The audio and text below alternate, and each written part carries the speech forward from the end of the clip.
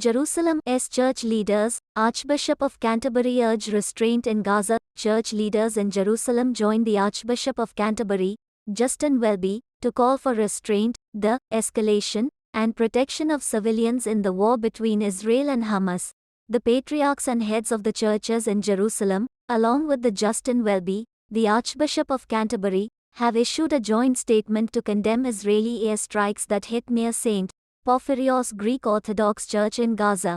The blasts led to the collapse of two church halls where scores of refugees, including women and children, were seeking shelter. The attack resulted in the deaths of 18 people, 9 of whom were children, and left many more injured. In the statement, church leaders denounced the attack and others like it that result in the death of civilians.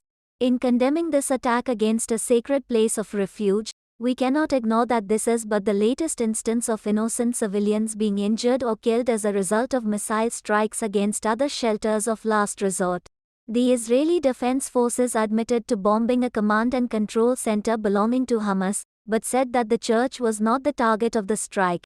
The patriarchs and heads of churches say they remain committed to fulfilling their duty to offer assistance to people in need, despite the destruction of social, religious, and humanitarian institutions.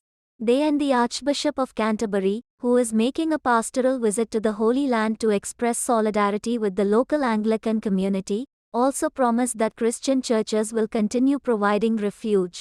Even in the face of ceaseless military demands to evacuate our charitable institutions and houses of worship, they say, we will not abandon this Christian mission, for there is literally no other safe place for these innocents to turn.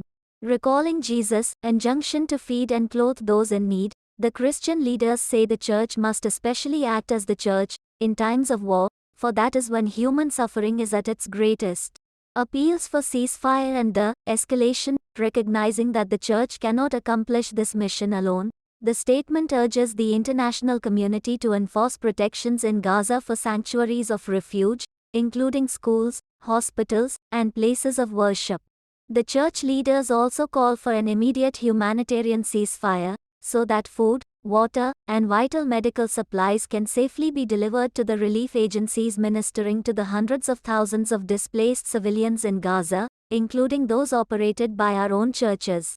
In conclusion, the patriarchs and heads of churches in Jerusalem appeal to all parties to the war to escalate the violence, cease from indiscriminately targeting civilians on all sides, and operate within the international rules of warfare.